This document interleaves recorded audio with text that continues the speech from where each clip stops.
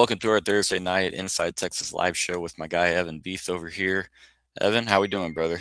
Looks like Evan's power just went out. So I'm gonna talk for a minute while Evan comes and hopefully hops back on. Let me stay with me here. We'll see if Evan. Okay, he's coming back. It's going to be just a moment.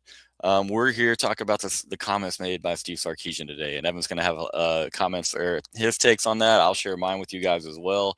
But again, thanks for watching Inside Texas here with us tonight, and make sure you're taking advantage of that Inside Texas Flash. So $1 will get you a subscription for 3 months. And yeah, man, plenty to talk about right now. I'm sure the boards at Inside Texas have been on fire today, considering the comments that we're about to talk about now. So yeah, again, thanks for being here with us, and go ahead and like Inside Texas if you haven't done, or like this video for us if you haven't done so yet. Anything going on today? Yeah, just a little bit, man. So obviously you have Coach Sarkisian. He's in a Texas room. He's talking to a bunch of Texas guys. The fact that Texas is going to be discussed and in a positive manner is, it shouldn't be a surprise to anybody. All right. And it shouldn't be shocking. But now when he starts to reach in other conferences, and now he didn't directly, from what I know, I haven't seen a quote where he directly mentioned anybody's name. It's going to rile people up. So obviously Coach Sarkisian talks about another team in the state of Texas. And if Texas played that schedule, that Texas could go undefeated and potentially do so with second team and third team players. So start to narrow down the schools around you. You immediately go to the Big 12 and you talk about Houston, Baylor, Texas Tech, TCU. Could have been talking about any of the four there. But quite clearly, if you've been on social media, it doesn't matter whether it's Facebook, Instagram, Twitter. I don't do threads, but I'm sure there's some threads discussion about the matter. Texas Tech folks are not happy. They're really, really upset. They think it was a direct shot from Sark about Texas Tech, about their schedule.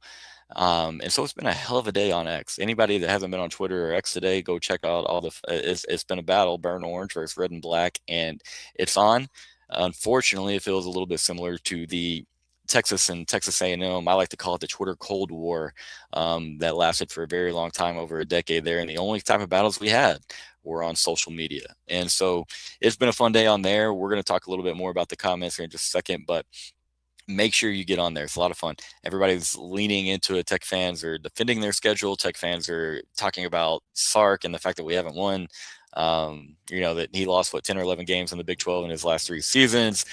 The back and forth is crazy. I mean, Evan's computer and internet couldn't even handle all the craziness today. How we doing? I hear one little lightning strike as the opening things going on. Computers turns off. Internet cuts off for a second. Everything just blips and shuts off. So I'm back now. I thought you were just going for a really dramatic entrance because you had your eyes were closed and you're just kind of sitting here and he was ready to hop on. I'm here. I'm ready to talk about these comments today. And Victor, always good to see you here, man. Sark talking a lot this offseason. You better back it up. Now, we're going to try to dissect all of these comments. I mean, this is all we're talking about tonight. We're going to get into it. Ari Wasserman made a really good point that when you come out and you talk about that you could go win another conference essentially with your backup guys, your second and even third stringers, that you feel pretty good about this team. So I want to ask you first, Evan, you've been all over. Great job of covering Sarkisian in these press conferences so far this offseason. Today was no different. Evan killed it.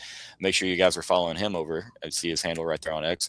But do you sense an overwhelming confidence coming out of Sarkisian? Is Ari Wasserman, is he maybe on to something that Sark feels really, really good about where this team is at heading into summer? I wouldn't say overwhelming, but I think 2 things to that point. One, I do think he is very, very optimistic that he addressed what he needed to address in roster building. And I think there's a certain level of ego, might not be the right word, but I'm going to back up what I think is the best portal class and the right players on my offense. He won't stop talking about how this team needed explosiveness and then lifts off these transfer guys who are explosive. And this team needed O-line. Here's the transfer guys that we brought in on O-line. So I do think he has a lot of confidence in what he's done to build this roster and where it's at. Though he knows his team's been injured. He's the one at practice. So he doesn't have a full grasp of what they actually are completely. So that's where I'd maybe push back a little bit. He doesn't even know. No one knows what this team really looks like in full because you haven't seen a full strength Arch Manning and a lot of these receivers and even some O-linemen. You just don't know what the roster actually looks like. So there's that side of things, one. And two, I do want people to understand the context of the Texas Tech quote and where some of the other, kind of more jokey ones, if you will, came around. Today was a segment media availability, I guess I would say. The first was him in front of the media members on a stand talking for like 30 minutes about whatever people wanted to ask. There was a Jonah Williams question, there was a Jermaine Bishop question, there was a 24-team CFP question, and a basket weaving. Why'd you say that? And he addressed all that cordial, very Sark manner. And especially if you read the ones from that specific first topic and questionnaire, he was very level-headed and wasn't trying to push anyone's buttons or anything. Noted with the Ole Miss, like he's friends with Pete Golding and Lane Kiffin. Like he feels like he can do that with that team. But the second one, where this Texas Tech likely quote came from this luncheon that we were all a part of, where he's just talking to Longhorn fans and donors. It's people at a charitable foundation who are just here to listen to Texas's head coach talk.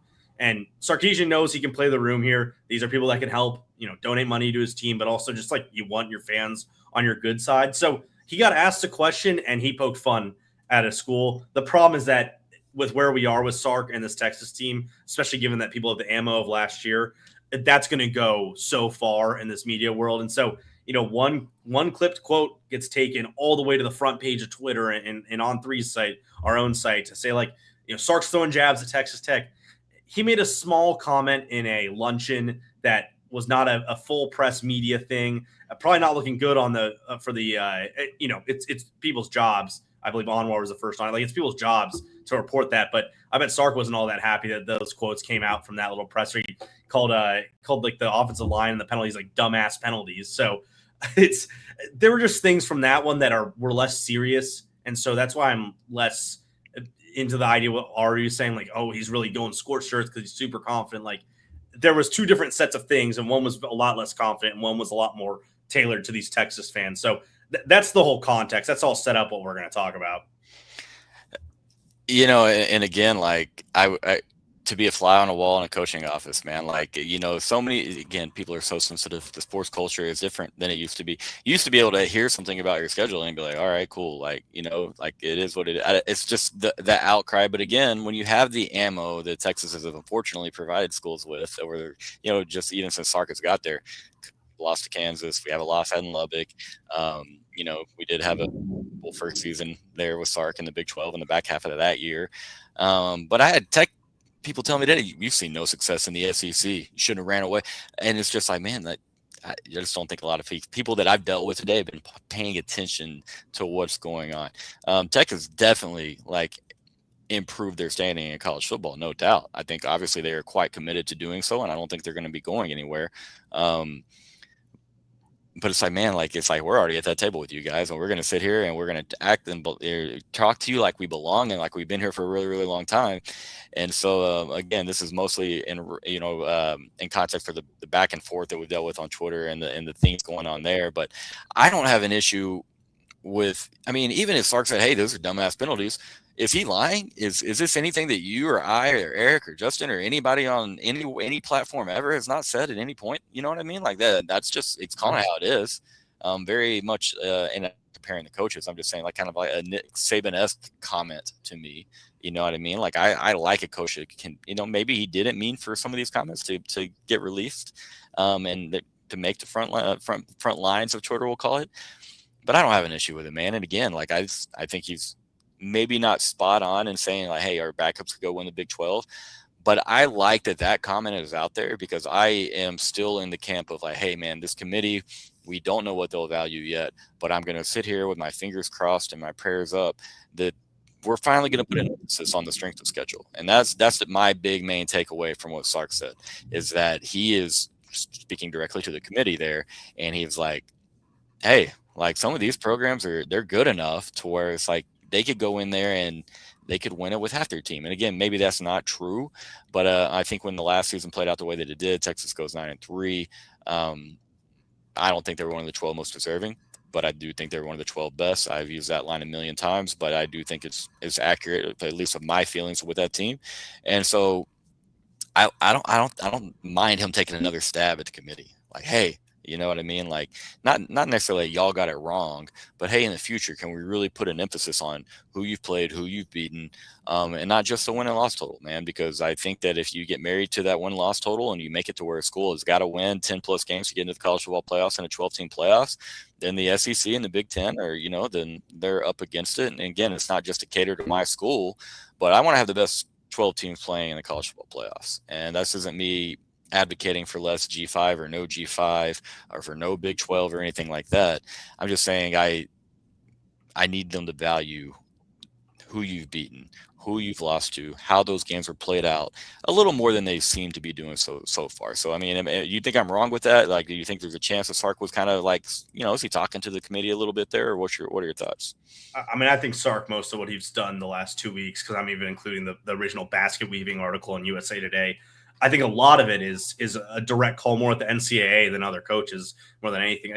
It is true that while he is out the sitting on the throne of the university that probably most has directly been benefited by NIL, not the most, but very few universities have taken this NIL thing to the levels that Texas has, and will be able to because of the amount of money that comes in and what Austin can bring to NIL opportunities. So, like, obviously it's coming from a privileged position, but he's right in the fact that, like, there aren't any equal standards anywhere. Like, and that goes in Texas's favor, but Indiana doesn't play anyone out of conference. They play 9 conference games, and their other 3 are cakewalks. And the bottom of the Big Ten allows for some pretty easy games. Texas Tech's hardest game on their schedule is a home game against Houston. If we're talking about the 12-team playoff, and Paul and I talked about this either yesterday or the day before, about, like, say we're trying to find the 12 best teams. You're trying to find a bubble team. The 12th best team in the nation, which is what that bubble team is. What are they doing with Texas Tech's schedule? I think if they don't go undefeated, it's bad. Like, you didn't live up to you're not the 12th best team if you didn't go undefeated. How many teams could go 9-3 with Texas's schedule next year, where they're playing Oklahoma, A&M, Ohio State, at Tennessee, at LSU, Missouri, Florida, Ole Miss, all those teams? Like, that's 9-3 should get you into the playoff with that schedule. We'll see if that happens. So I think he's putting pressure early on the committee to say, like, hey, see what we're trying to say here. It's not that we're just coming at you late complaining after it's happened to us and that we're upset that we didn't make the playoff last year. Like, this is a forward-thinking thing. These are unweighted schedules. They are unbalanced. Texas Tech plays a different type of college football that Texas and Alabama and Georgia do. And so that's what the majority of all this is. He doesn't care about Ole Miss. He doesn't care about Texas Tech. Like, he wants his players to be up for those games. He could care less if they truly are rivalry matches or not, if they ever play Texas Tech again. But he knows that there may be a time where he really needs the committee to really value the strength of schedule thing when it comes to getting him a better chance of winning a championship. Yeah, I mean, again, Sark he's been advocating for changes in college football, as have many other college football, all of us, a lot of media, a lot of fans, it's been everywhere. I mean, so again, like, to get this type of reaction, I guess it can't be surprising, because that's just kind of, we all take one comment, we run with it, and then everything gets wild. Do you think Texas could go into the Big 12 and win with second and third stringer 7? I just have to ask. No, obviously not. I think it was Joe who put it perfectly. Joe Cook, always astute. Texas head coach says pro Texas thing in a pro Texas room in Texas. He's just pandering to the crowd. Sark does it very well. That's all it was. Obviously, they wouldn't win the Big 12 with KJ Lacey and all these freshman guys going out there. Like, that's not actually what would happen. But he does make a good point. Texas Tech's their specific schedule. If Texas is 2s where they win 8 games. Like, that's the kind of thing we're talking about here. I mean, I can go through it. They would win against Abilene Christian. They'd win against Sam Houston. They'd probably beat Oregon State and Colorado. After that, it gets a little murky. There's a West Virginia in there. That's at least 5 wins guaranteed for you. So it was just him talking to Texas fans, and that's the problem, is that turns into a national quote, and that's the cycle we're in these days. But yeah, they're not actually winning 12 games. It's just tough because, again, everybody was just like, well, Texas didn't make the college football playoff last year, so clearly Texas Tech and Texas A&M, everybody else is superior. I'm not just making that claim about, like, oh, those guys, like, they don't know what they're talking about. I'm not saying that. I'm just saying there's a lot more nuance than that. You got to look a lot deeper than that. There are SEC teams that are not going to make the college football playoffs sometimes that are going to be probably better than maybe the team that played in the Big 12 championship. You forget that Arizona State, a team that beat Texas Tech last year, albeit with Will Hammond starting at quarterback and not Barons. Future starter, thoh. Some future starter, and some of you really wanted him starting all year, lost to a Mississippi State team. I'm not going to bring up how they finished in the SEC, but it wasn't great. So again, I think it's a silly argument. So, but I want to ask you this, okay? I posted on Twitter and I made a big deal about it.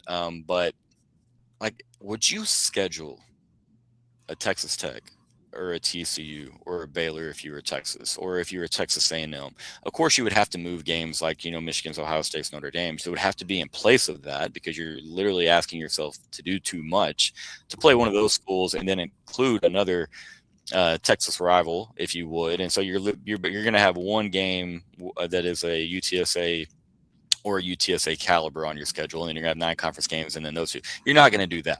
So you're making that sacrifice. You're going to lose your Ohio State or your Michigans for a Texas Tech or a TCU or a Baylor. Would you do that at any point? Is that something you want to see, rather, I should say? What Cody Campbell does understand, that I'll make this about him here. What he does understand that he's trying to get away from, which isn't going to work with Sark and CDC and L-Type, is Texas Tech is in a perfectly awful spot to schedule if you're an SEC team, because they aren't notable enough and a big enough win for you that it, like, no matter when we're talking 2028, 2040, that no matter what, that's a huge win for your program and for, past players and whatever the committee thinks back then, or whatever we're doing in 2035. But they're too good to play out of conference and risk losing the game. I don't feel the same way about TCU and Baylor with where they're at right now. I would schedule TCU or Baylor or fill in whatever other P4, P5 team that, if Texas State ends up counting, then I would definitely schedule Texas State if that ends up being a power conference team. So I would schedule those teams, but Texas Tech is too good, which, to their credit, they've done a great job. They spend like as well as anyone else. That's where they are with Texas. They have the money the same way Texas does, but they don't have the same branding that if you beat Ohio State, it just does something different for how you will be viewed for the rest of the season. You will always have a free mulligan. You always have but we beat Ohio State. That isn't the same with Texas Tech, and especially if the rest of their schedule is going to be easy, and then it's, oh, you lost to Texas Tech, and then all they really did was just beat like Oklahoma State and Houston. Like, oh yeah, so there was no one else to challenge them. Why would I challenge myself if this is the only game they have to get up for? So I both think, they don't have a Power 4 team scheduled until 2029. The last time they played Washington State in 2024, but the last real Power 4 team they'll play it's Arkansas 2030 and Oregon 2023. That's it. That's all they have. So I don't see, if I was an SEC team, why I would play him. I think they should start scheduling, if they can, against an Auburn or a Florida or whatever. But I wouldn't do it if I was an SEC team, because there's just little reward to doing so. That's really good talk. I mean, again, I astute as always from Evan, but there is little to gain. And I'm going to touch more on Evan's comments, but first we're going to hear a word from our sponsor, David McClellan. Big financial decisions don't have to feel overwhelming. There's someone who can guide you every step of the way. David McClellan is a fiduciary financial advisor with Forum Financial, and he's working closely with his clients as a true financial life coach, guiding every aspect of your financial journey with expertise and care. If his name sounds familiar, that's because David was a swimmer at Texas and a member of several national championship teams. Today, he channels that same championship mindset into helping people win with their finances. David specializes in financial planning, and he's contributed numerous articles to Keipelinger on the topic of retirement tax bombs. And right now, David is offering viewers a free intro consultation to assess your financial situation. Do not miss this chance to get personalized guidance from a trusted expert. To schedule your free consult, email David at dmcclellan@forumfinancial.com, or you can call him directly at 312-933-8823. The contact info is in the description. All right, Evan, the point that you just made is really what I want to get into the most tonight. Texas, all the discourse today has been, hey, you're scared to play Tech. Like, y'all don't want to play Tech. Sark, give us a chance. Cody Campbell came out and, it's like, well, play us, come play us. If you're going to make comments not about us, but that we think are about us, that probably are about us, play us. But like Evan just said, it's really hard to just find a way that makes sense. Tech has reached a point where that they are good enough to think like they can ruin your season potentially with a non-conference loss. Okay, we're giving credit to Tech here. Tech has slowly ascended themselves, and again, they're spending the money to do so. But he's dead 110% on the branding. Okay, Texas goes and beats Texas Tech September 5th. We're trading Tech and Texas State this year. Sorry, GJ. They go beat Texas Tech on September 5th. That is not a quarter of as big of a deal as it would be as Texas goes and beats Ohio State on September 12th. Now, I don't care what Tech is ranked. It could be 2 or 3 spots higher than Ohio State. But until Tech has not just ascended, but they've stayed up here and they've taken more steps, won playoff games, scored points in the playoffs. There you go, Red Raiders. Try that first. Scored points in the playoffs, had success there, and continued to win the Big 12. Then all of a sudden it becomes like, okay, well, like that is a premier matchup where if you were to A, lose, maybe it doesn't hurt you as much. And B, if you do win, as a lot of people when Tech and Texas line up on the football field, expect Texas to win. Well, now it becomes a more than just like, oh, wow, like, duh, that's what you should have done. It's like, man, Texas beat a really good Texas Tech team. So Tech is going to help itself, I think, by continuing to spend the money, by continuing to run that conference, because I do think that they'll continue to be the cream of the crop in the Big 12. But is there ever a point, like how much success do they have to have before Texas is like, sure, like we'll cancel a Michigan, Ohio State, a Notre Dame, et cetera, to play Texas Tech? Is part of that, Evan, because losing to Tech, it pays a greater price than like losing to an Ohio State or losing to a Notre Dame, because you do have in-state recruiting, you do have in-state branding, you have a lot of these kids that they've grown up not seeing Texas and Texas Tech play football. Part of the reality is the further we get into this, the further we get away from the rivalry, and they don't remember the drubbings that you and I remember. They don't remember Xavier Worthy scoring 3 touchdowns and that's 70-35 win in 2021. Don't need to talk about the following year, but they don't remember that. So, is it a chance that Texas doesn't want those games? And I think it's fully because of this, because there's way more to lose in the game, as you were kind of alluding to earlier. It's also just it really isn't the rivalry people make it out to be. I mean, yeah, that's funny. That's hilarious. The problem is that there was this whole discussion, 2 days ago, about how like Texas fans think of like A&M and Oklahoma up here, and the Arkansas all the way down here. And now they're in the same conference as Arkansas, and Tech is definitely below them at this point. So we're talking about like a fourth rival. This isn't Bedlam, where like, yeah, Oklahoma and Oklahoma State probably should play out of conference every year because it's a historic rivalry. That would be a selling point for both schools. It's something that both Oklahoma, who comes from the more privileged and money standpoint, their fans would like to see that. It just doesn't work that way for Texas and Texas Tech. It's like if Michigan went to a brand new spanking conference and brought Ohio State and Penn State and Michigan State with them, but then you had Minnesota going, oh, hey, we're both north and pretty high up there. You gotta play us. We're rivals. Like, no, you're not, Minnesota. So, Minnesota and Michigan kind of geographically similar to Lubbock and Austin. Either way, it really does not favor Texas anyway, because you either should be playing Ohio State, Notre Dame, Michigan, USC. I think would be cool. Oregon would be awesome.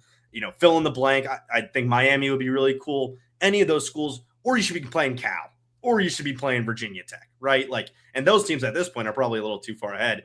You're either playing these giant brands that bring the money and the celebrities and the fans, or you're playing it so that you can have an easy out of conference and you set yourself up for a good SEC run. They are playing 9 SEC games now. This is how the SEC is going to look for a long time. You have, Sark said it, I don't know if it's entirely accurate, but every team is spending $30 million. Now, it's probably every team spending $25 million. I don't think Arkansas is hitting 30. I bet Kentucky might be there now. I bet Mississippi State and Vanderbilt are a little bit below that until they get, like a next year going and Curtis's contract kicks further. But just every team is playing with a certain level of money and incentive and buy-in that they need to make the playoff and they need to be a top-tier SEC team. So why would I play a Tech who doesn't get me the same notoriety and fans and viewership? Well, also, like, they are good. Like, that's what I'll give Texas Tech. They are a good football team. They are better than all the other teams in the Big 12 that you can kind of cupcake schedule. It does not make sense. It's not a true rivalry. It's more of a basketball rivalry than anything. And so it sucks to hear for Texas Tech fans. And I know they would like to play them. You know what? You want to play Texas? Why don't you schedule some Power 4 teams first? Right? Like I know there's some reason why, like NC State, I believe, was one of the teams that dropped out from their future out of conference scheduling. But you know what? You've got some slots open. Go play USC in 2028. Go play even, I don't know, Florida or Auburn or if you want smoke, it's out there. You don't have to pretend they can only come from one direction. Yes, exactly. So like go play some teams at a conference and say, all right, man, we're too good for the Big 12. We'll beat the Big 10 too, and then we'll beat the SEC too. Then you'll get some respect. But right now you're not going to have that. Yep. No, you're dead on right. That's the thing, man. It's I'm envisioning a room in which you're sitting there waiting on that call from CDC and the Texas brass, like, hey, we're going to play y'all. And they got all these other phones that are just ringing off the hook. And they're like, nah, we're good. We're actually good. Oregon, nah, we'll pass on that because, Florida, we could go get our brand up in the Sunshine State. Really, that'd be great for recruiting, right? Go get the brand there. Great idea, in my opinion. Go put it in Georgia. Go play Georgia Tech even. But when you're scheduling that schedule, in my opinion, don't pretend that like it's like Texas or nobody. It's like, oh, we're just waiting for Texas. We're getting ready. That's how you're going to earn your respect, man. They're going to go win that Big 12 conference. They would have done it whether they had maybe. I'm going to tell you right now. What'd you say about Minnesota? Whatever you said about Minnesota was hilarious. I'm going to go back find it. I'm going to hear it in my sleep later. But that was hilarious. I, on the other hand, I think Tech is more of a rivalry than that. I'm giving Tech a little bit more credit. It's more than Minnesota. Well, for sure. I think it, definitely obviously falls behind Oklahoma and A&M, but I think it's somewhat slightly replaced Arkansas in a lot of the younger fans' minds, kind of in that third rivalry. A lot of the older fans are going to say, hey, don't ever take Arkansas out of our rivalry list. Some of them might put them higher than 3. There's a lot of hatred there, but I have respect for the rivalry. I watched Michael Crabtree win that game in person, actually literally right in front of me. And that environment was incredible, man. I'm telling you, one of the cooler college football environments I've been in, and it's half the size of DKR at the time. I think they had like 58,000 people at Jones that night. It was incredible. I think Mike Leach getting to Tech and they're in the offense, and there were some really, really competitive games. But then in the 2010s, man, I thought Tech and Texas were really kind of on their way to having something fun. But the 2010s, neither team wants to play defense for about a decade. And Texas obviously had all types of issues. But even then, Tech didn't take advantage of Texas and the struggles the way that TCU did, or the way that Oklahoma State did, or the way that pretty much everybody else did that wasn't Texas Tech. They've got, what did they be, just 2017 and 2023 or 2022, I think. Yeah. Yeah. And then they have another win in there, maybe. But again, one of the Thanksgiving wins with Kingsbury, there might be 4 in there since 2010. But again, I respect what Tech is doing. I like that they're spending the money. Obviously, they're very, very committed. I even like that they got Cody Campbell out there running around social media, and James Blanchard, who's a GM that's not afraid to tell you how he feels. I like the energy around the Texas Tech program. But man, don't say anything about them, because man, one single thing from Sark today kind of lit everything on fire. And that's another thing, CB, that get into the comments here. You're gonna stick your chest out. Eventually, you have to do something, and that is now what Sark's gonna have to do, right? He's definitely put that chest out a little bit, whether it was on purpose or not. Maybe some things were taken ways he didn't want them to be taken, but between the basket weaving comments and now the second and third string comments. Yeah, Sark's going to have to go win some big games this year because, you talked about it. There's all types of ammo to use against Sark in Texas already. Josh, here he comes, baby, coming in hot. Community college talk already. Gosh. Chris got it right. I looked it up 3 times since the Crabtree incident, and that's 15 total games. So 12-3 Texas is. So, yeah, and it was like 2014 or 2015, 2017 and 2022.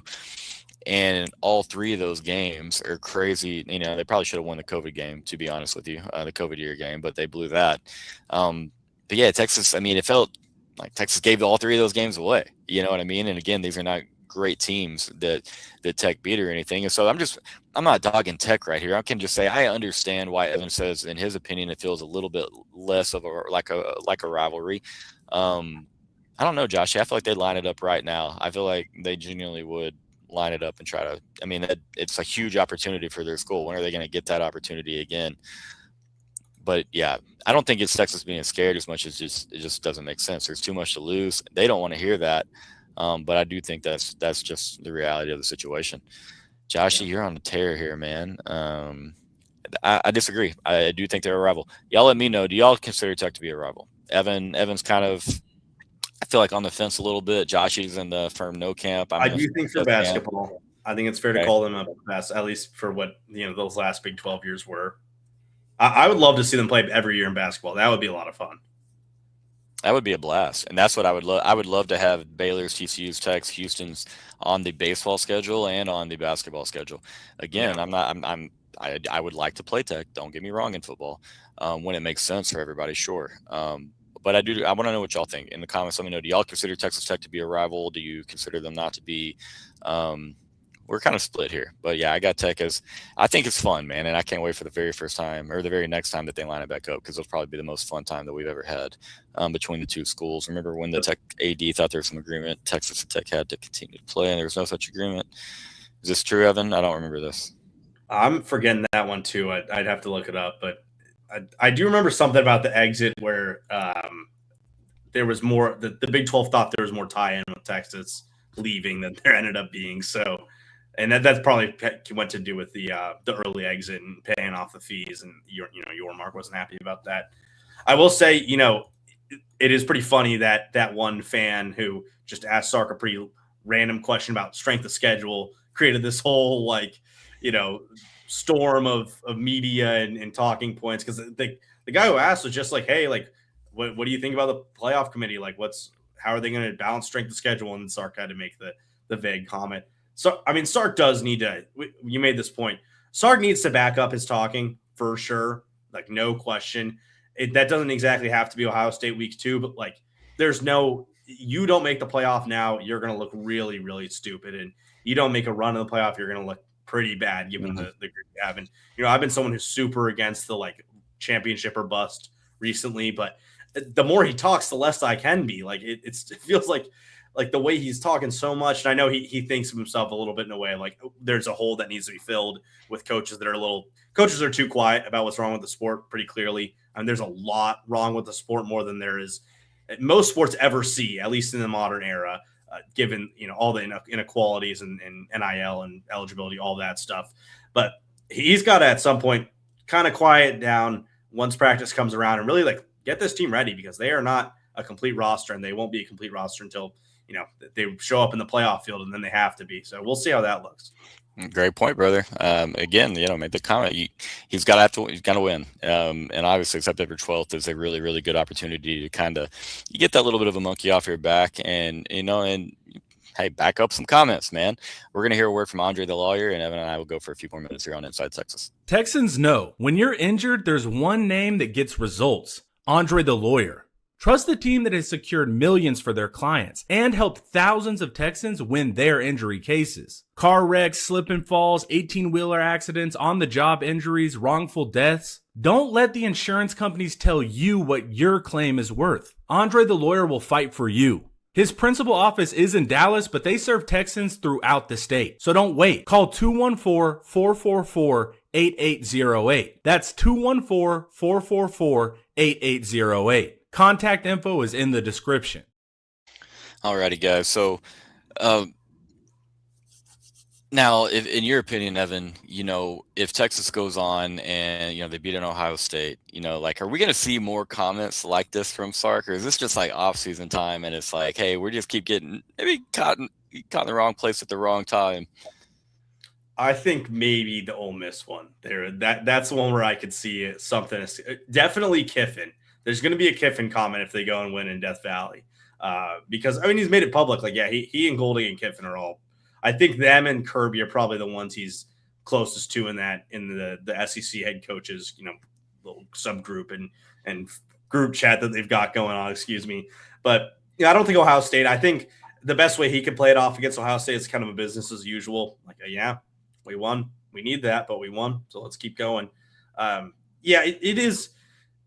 The way that social media is set up now, Texas is always going to be at the front of the crosshairs whenever something's said. And, our things get moved around very quickly among other fan bases, but it's getting heavy right now, and I think it's going to be heavy in the season. That any little thing that we tweet that has a quote with Steve Sarkisian's name is going to have people ready to retweet and talk down on him or whatever. So, I've said it 100 times here. You got to win and you got to back it up, and that's the point we are officially at right now. And Cord, I don't know about you, I am starting to get really antsy for some football. Like especially once baseball's over. I'm excited for the game tomorrow, but once that's over, I'm going to just be like biting at my fingers to actually see them on the field. And that's the thing, man. I get so much game day anxiety just because, you want the guys to get out there and perform well and everybody to be big, calm, happy family. Doesn't always go that way, man. And so I am dreading the game day anxiety a little bit, man. This team was tough to watch last fall at times. Like, I don't think anybody's going to tell you any otherwise. I am very excited to get there to see exactly, just how different everything looks, to see this offensive line in shape, to see a Cam Coleman involved. But yeah, man, like you said, you got to go win, because there's going to be Sark quotes no matter what. And there's going to be comments on the Sark quotes no matter what. A lot easier to deal with all that if you're winning a lot of football games there. But I mean, at the end of the day, I've got respect for what Tech is doing. I probably would have reacted in the same way if, let's say, the shoe was on the other foot. Now again, we're in the SEC, they're in the Big 12, so it's going to be really hard to make that shoe fit. But if it just, how it goes with fans on social media nowadays, man, any turn into the biggest forest fire, and I think it's been burning since the moment Sark spoke. So I don't have any problem with today and how it played out. I don't have a single issue with what Sark said. I like him having a little bit of confidence, and again, my theory is, again, just talking kind of to the, like you said, Evan, to the NCAA, to the committee, to the guys in charge about the sport. And like you said, there's a little bit of a void there, and we need more coaches kind of filling that void. And I think it's cool to see Sark step in and do so. But at the end of the day, man, you got to win. You got to win, because if you don't, brother, all this stuff is going to be brought back up. All these, when Tech gets back in the college football playoffs, and, if Texas isn't there again, imagine how many times things that, Sark said today, or that maybe Evan said, or I said today, are going to be, brought back up on X. There'd be a few.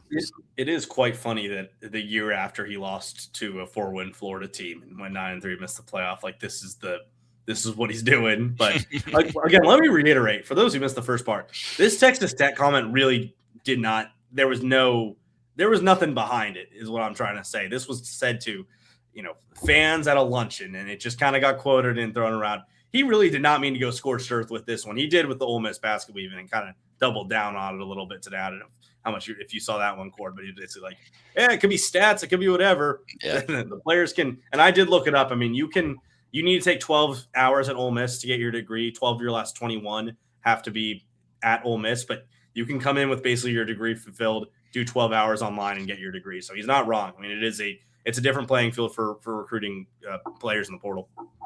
Yeah, I mean, and again, everybody operates differently, both in the classrooms and what their requirements are, and then again on the football field. So it is fun to see all the different interactions today. Again, Sark's talking to,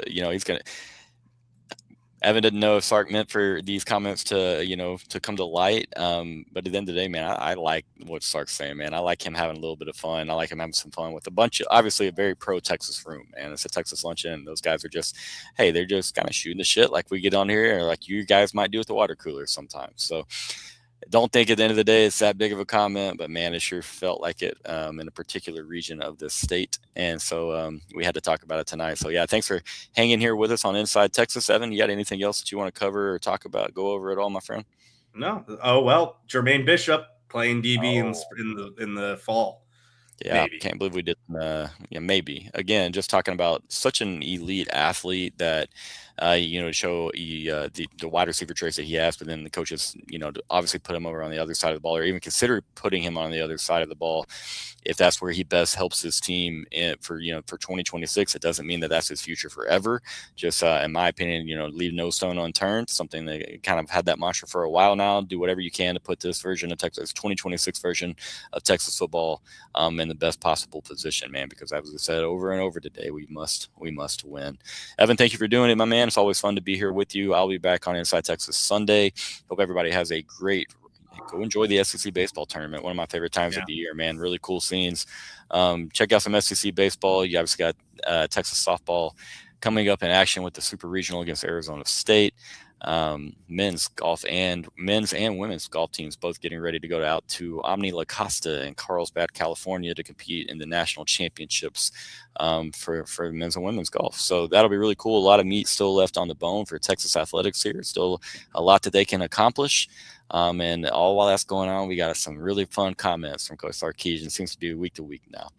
Y'all check out Inside Texas over on the forums and go see all the good work from our guy Evan Beath and everybody else over there. Thanks for watching Inside Texas.